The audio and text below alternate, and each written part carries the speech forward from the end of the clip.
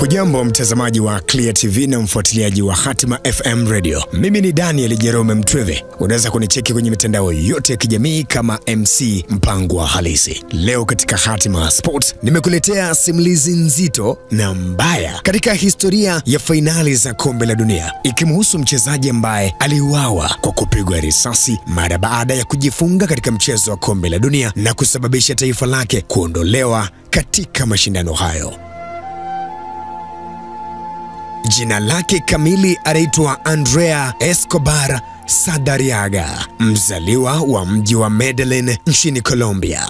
Escobar alikuwa akicheza kama mlinzi katika maisha yake ya soka, akivalia jezi namba 2. Alijulikana kwa majina ya utani: El Caballero de la Football, The Gentleman of Football, The Immortal Number 2. Alijulikana kwa mtindo wake safi wa kucheza kwa utulivu akiwa uwanjani. Katika maisha yake ya soka alivichezea vilabu vya Atletico Nacional nchini Colombia, klabu ya Young Boys kutoka Uswisi, lakini pia historia kubwa zaidi ni pale alipoisaidia Atletico Nacional kushinda kombe la Copa Libertadores ya mwaka 1989. Hii ni ligi ya mabingwa Amerika Kusini. Na kabla ya kombe la dunia mwaka 1994, Andrea Escobar aliripotiwa kupewa kandarasi na AC Milan, ambapo alipaswa kwenda kuitumikia AC Milan mapema baada ya kumalizika kwa kombe la dunia. Jinsi tukio la kujifunga goli mpaka kupelekea umauti wake. Ilikuwa ni June 23 mwaka 1994 katika dimba la Rose Bowl Stadium, wakati wa mechi kati ya Colombia dhidi ya USA kwa maana Marekani, ambapo USA walikuwa ni wenyeji katika mashindano ya kombe la dunia. Ilikuwa ni dakika ya 33 tu ya mchezo huo, wakati Andrea Escobar akiwa katika utekelezaji wa majukumu yake uwanjani anakutana na cross kutoka kwa kiungo Marekani John Hackes. Bila kukusudia akajikuta ameugusa mpira huo katika uelekeo ambao unaingia moja kwa moja golini kwake na kuipa Marekani uongozi wa goli 1-0, jambo ambalo lilimuumiza sana Escobar, lakini hakuwa na jinsi, tayari kosa limekwisha kutokea. Mechi ikaendelea, Marekani wakapata tena goli la pili kupitia kwa Ernie Stewart na ikawa 2-0. Baadaye dakika 90 Colombia wanapata goli la kufutia machozi kupitia kwa Adolfo Valencia, kisha mchezo unamalizika 2-1. Kabla ya mchezo huu, Colombia ilikuwa imeshacheza mchezo wa kwanza wa kundi A dhidi ya Romania na kupoteza goli 3-1. Hivyo walihitaji kushinda mchezo huu dhidi ya Marekani ili kufikisha alama 3 na kuipita Marekani ambayo ilikuwa nafasi ya pili kwenye msimamo wa kundi A mara baada ya mechi yake ya kwanza kutoka sare ya 1-1 dhidi ya Switzerland. Sasa basi, ushindi wa Marekani dhidi ya Colombia ukawaacha Colombia wakiwa hawana hata alama 1 kwenye kundi lao, huku Marekani ikifikisha alama 4 katika kundi hilo. Pia Switzerland katika mchezo wao walipata ushindi wa goli 4-1 dhidi ya Romania. Hapo ndipo palizidi kuwa pagumu zaidi kwa timu ya taifa ya Colombia. Msimamo mara baada ya mechi 2 za kwanza, Colombia akajikuta kibaki hana alama yoyote kwenye msimamo wa kundi A, huku Marekani akiwa na alama 4, Romania ana alama 3, Switzerland akiwa na alama 4. Hii ilimaanisha kwamba ili Colombia sasa iweze kusonga mbele katika raundi inayofuata, ilihitaji kushinda dhidi ya Switzerland katika mechi yao ya mwisho kwa idadi kubwa ya magoli ili kufikisha alama 3 sawa na Romania aliyekuwa na alama 3, huku ikimwombea Marekani aendelee kushinda mechi yake dhidi ya Romania. Hatimaye katika mechi ya mwisho Colombia ilifanikiwa kupata ushindi dhidi ya Switzerland magoli 2-0, akawa na alama 3, lakini kwa bahati mbaya Romania katika mchezo wake akashinda tena mbele ya Marekani goli 1-0. Hivyo Colombia akajikuta anatolewa kwenye mashindano ya kombe la dunia akiwa nafasi ya 4 na alama 3. Ngoja nikukumbushe kidogo jambo muhimu. Mpaka miaka ya 90, kombe la dunia lilikuwa linashirikisha timu 24 pekee, zikipangwa katika makundi 6, ambapo kila kundi lilipaswa kutoa timu 3 zinazosonga mbele. Sasa basi, mpaka mwisho wa hatua ya makundi, msimamo wa kundi A, Romania akapita akiwa na alama 6, Switzerland akawa na alama 4, Marekani akiwa na alama 4, huku Colombia akimaliza nafasi ya mwisho na alama 3 ambazo hazikumpa nafasi yoyote ya kwenda popote. Basi ikawa ni mwisho wa mashindano ya kombe la dunia kwa Colombia chini ya kitasa Andrea Escobar. Baada ya kuondolewa kwenye mashindano ya kombe la dunia, Andrea Escobar aliamua kurudi zake nyumbani Colombia kwa ajili ya mapumziko, huku akijiandaa kwenda kukamilisha dili lake la usajili na timu kubwa nchini Italia, AC Milan. Najua unapenda kufahamu siku ya tukio la mauaji yake ilikuwaje. Ama kweli jambo usilolijua ni sawa na usiku wa kiza, tena kiza kinene totoro.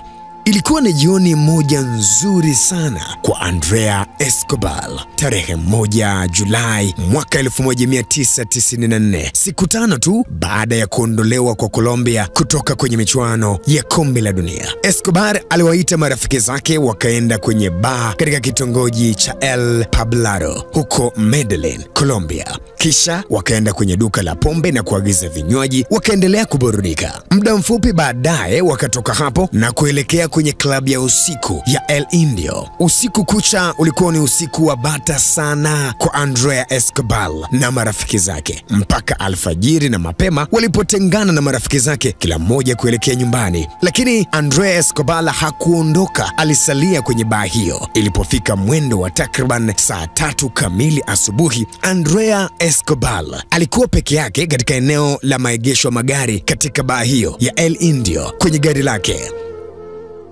Ndipo alipofuatwa na wanaume 3 walioanza kubishana naye. 2 kati ya wanaume hao wakachukua bunduki na kuanza kumshambulia. Andrea Escobar alipigwa risasi 6 kwa bastola.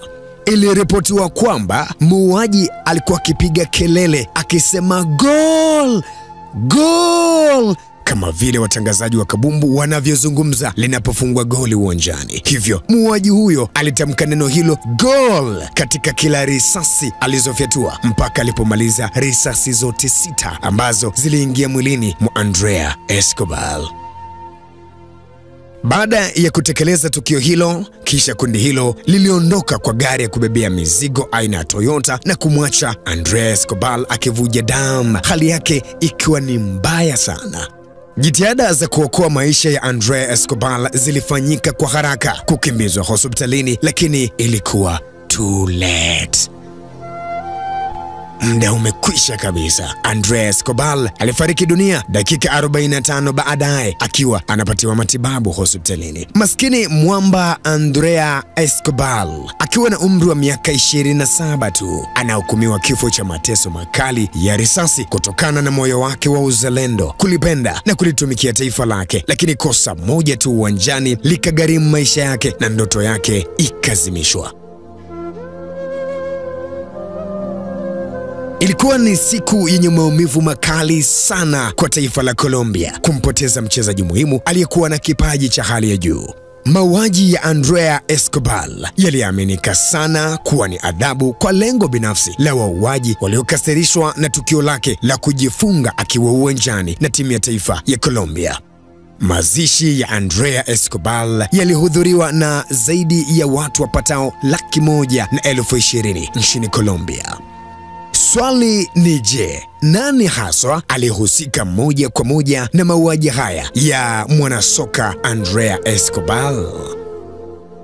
Humberto Castro Munizo, mlinzi wa kundi la madawa ya kulevya nchini Colombia, alikamatwa usiku wa tarehe 2 Julai mwaka 1994, akikiri siku iliyofuata kwamba alihusika na mauaji ya Escobar.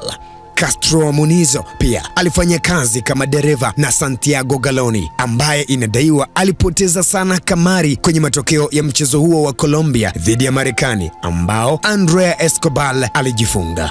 Mshukiwa wa mauaji ya Escobar alipatikana na hatia kamili ya kuhusika na mauaji hayo mnamo Juni mwaka 1995. Alihukumiwa kifungo cha miaka 43 jela, adhabu ambayo ilikuja kupunguzwa baadaye kuwa miaka 26 baada ya marekebisho ya sheria ya adhabu ya mauaji nchini Colombia ya mwaka 2001. Jambo lililoshangaza watu wengi nchini Colombia ni mwaka 2005 ilipotoka taarifa ya kuachiliwa huru kutoka gerezani kwa Castro Munizo, ambaye ni muuaji wa mwanasoka Andrea Escobar, miaka 10 tu baada ya kuhukumiwa kifungo cha maisha jela, ikiwa hata hiyo miaka 26 iliyopunguzwa hajaimaliza.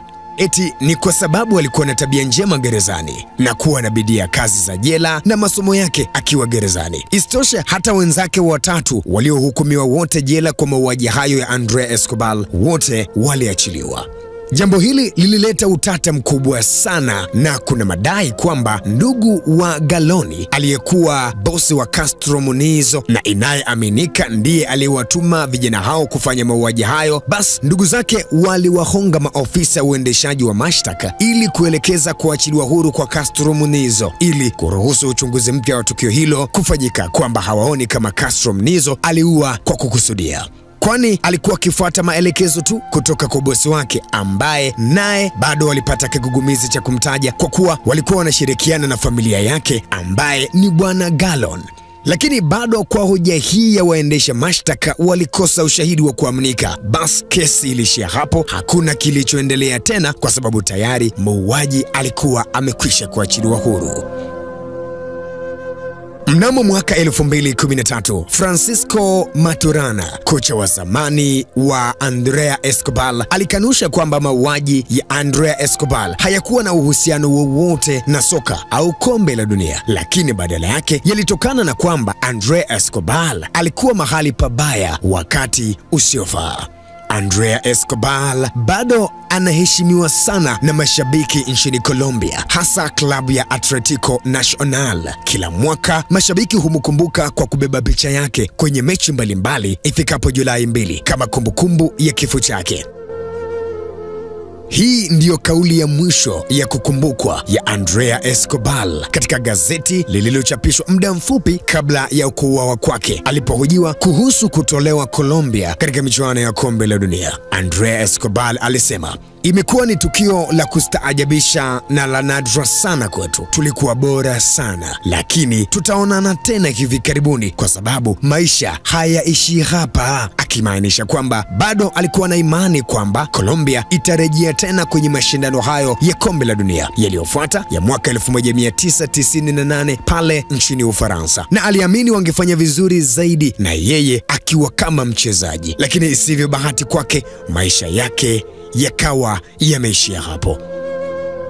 Kabla ya mashindano ya Copa America mwaka 2001 yaliyoandaliwa nchini Colombia, jiji la Medellin lilizindua sanamu ya Andrea Escobar kama sehemu ya kumwenzi, kumheshimu na kumkumbuka daima. Hiki ndiyo kisa pekee kibaya zaidi katika historia ya michuano ya kombe la dunia kuhusisha mchezaji aliyefariki dunia kwa kupigwa risasi baada ya kujifunga goli uwanjani, mwamba Andrea Escobar Saldarriaga. Endelea kuifuatilia Clear TV pamoja na Hatima FM Radio. Mimi ni Daniel Jerome Mtweve. Unaweza kunicheki kwenye mitandao yote ya kijamii kama MC Mpango wa Halisi.